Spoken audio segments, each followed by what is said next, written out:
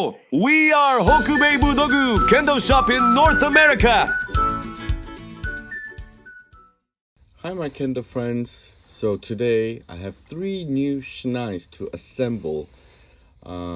Rarely we do get these bamboo only shinais, but I have these 39 lady shinai, which will be going to one of Team Hokubei Budogu's sponsored kenshi, Ai Matsumoto, former USA rep. She competed in the 2024 WKC, and I'm going to be prepping 3 of these shinais for her. So these are the Sekka Dobari Shinai from Nishinihon Budogu. I have 3 of these, and somehow they ended up in my shop without any leather fittings. So I got on the table ready my rubber gloves, sakiwa, suru, and these gloves, when you don't have a machine, these rubber gloves I picked up at Harbor Freight for $2. Really inexpensive, but it saves you sanity, blisters, and it just makes fitting the sukagawa much easier.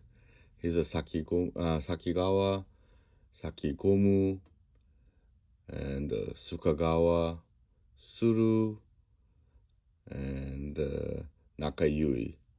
Okay, these shinais will come with these strings, which is for packaging, and I will take them off. But I will always start off with the handle, the sukagawa will go on first. So I'll take off the strings to make sure the sukagawa fits nicely, and I would like to measure up the sukagawa to see where it goes up to on the shinai. That string's in the way, so we'll take it out, and it's a great shinai. When you get to sukagawas, there's this leather strap here. We need to loosen it up so the shinai will go in.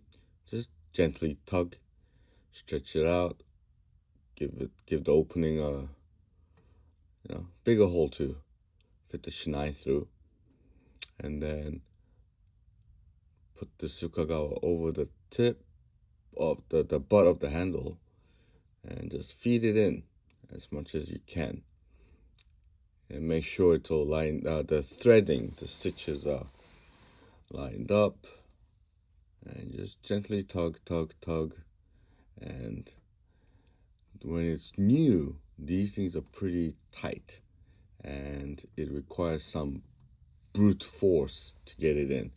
This is where the gloves come really handy. All right. This part was muted. Usually I scream out a lot of F words doing this, but this one fit in pretty nicely.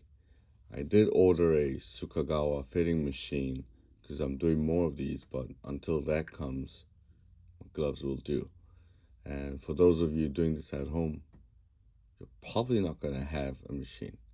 I'm just feeling it out. Made sure the stitching is a little curved, so I'll go back to adjusting it. Once it's in, you want to pull these little straps at the top of the sukagawa. That's where the suru will latch onto. Just gentle tugging. It's not that hard. And make sure it's nicely lined up with the logo, or the top of the shinai more. All right?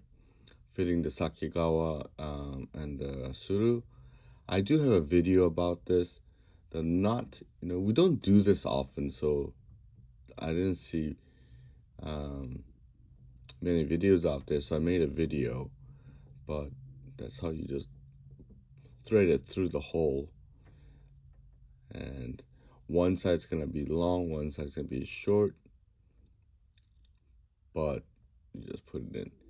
Now you'll notice the sakigawa is a 37 for 37, but because it's going on a lady shinai which has a slimmer tip, if you don't want a sakigawa that's too loose, it'll start spinning. So I got a size smaller to stretch it over it. All right, so you make the loop, make sure it crosses over the long side, Short side goes through the loop from the top. Okay, and it goes over the loop, the leading loop, under the whole thing, through the loop. Hold on to it, tug, and it latches on. And again, the video about tying the suru in the sakigawa will show you a more step-by-step guide. Okay, that's that. You want to put the saki gomu on to secure the bamboo from extending forward. Okay, line it all up and just gentle push. Now, because this is a tighter sakigawa, it required a little bit more pushing and a little bit of tap to get it through. But before I do that, make sure all the suru is lined up, is straight along the middle of the shinai. And then I tap it on the floor a bit to push it all the way through. Line up.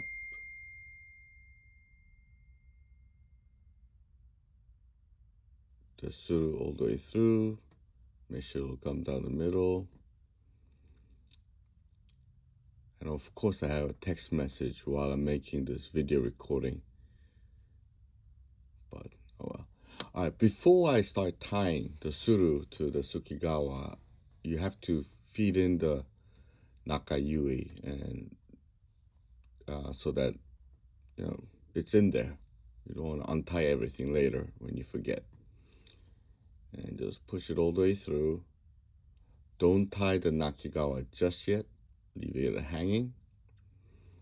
And then I forgot to mention in the beginning, there's this little leather piece that helps tying the suru, latch on the suru to the sakigawa. There is a way of doing this without this leather piece, but here we go. Just fold that in half, put it through, and you want to be a little generous with the placement of this leather part so that when you start pulling on the suru to make it tight, it travels down with the tension. Okay, I like to give it, that, as you saw in the video here, just a hand's length. It goes over both of the leather pieces. Excuse my dry hands, it's really ugly, but during winter time, this dryness kills me. And you just feed it through the loop here of the leather. I don't even know what this is called. Put it through, but I'll do a step-by-step guide for this too, so that my hand's not in the way and you guys can get a better look on it. I just want to show you generally how a shinai is put together. Okay, measure it out again. It goes under that first loop. Okay, loops back up and through that little leather loop piece I made.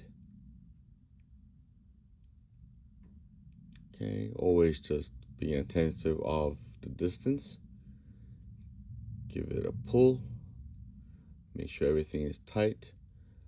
Under the loop here and under the whole thing. Okay. And then give it more tension. Don't pull it too hard so your shinai starts bending. Okay. Just enough tension. And this is probably the part that you do the most. This is the nakayui when you're maintaining your shinai. And just now, what you start doing is winding the suru. Just wind it all up so that it's secure. Okay, just keep checking.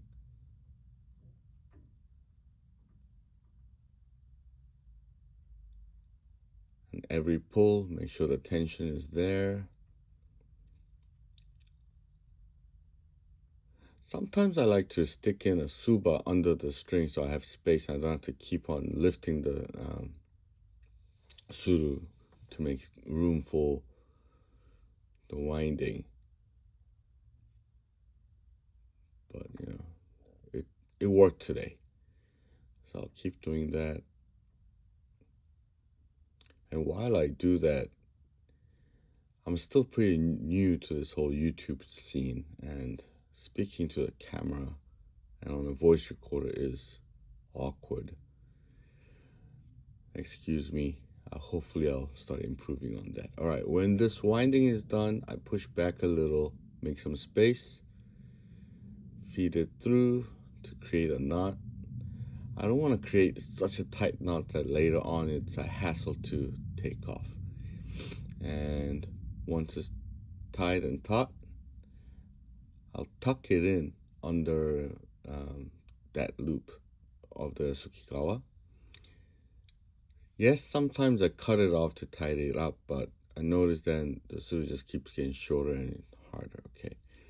Nakayui. So the first knot, you should know the position of your nakayui, but usually what I do is that first bamboo knot, maybe an inch down, I'll hold it and then go around it once and then twice. And when I come for the third one, I'll take the end, go under the suru, in between the loop, pull it, give it a nice tension, and then it'll cross over to the opposite side of where you just wrapped around, under the suru, through the loop. Now make sure everything is tight, flat and neat. Okay, that's what I'm doing there, just neatening it up.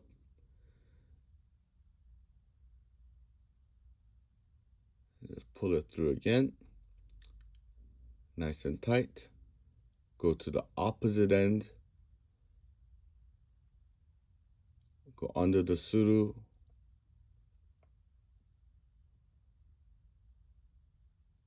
through the loop, and tight, give it tension.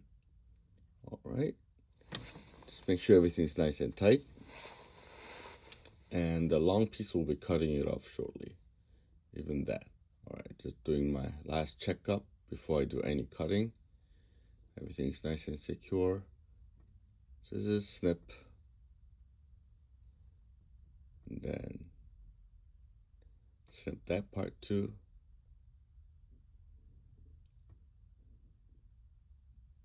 Make sure when you cut the strings, you don't cut the suru. The leather pieces. Final checkup. Usually when I do these, I take a little bit more time, so it's neater, but this is a general idea, and I'll just go through it before I put it back in the plastic bag. Thank you for watching this video. Please kote ari the like button and men ari the subscribe button.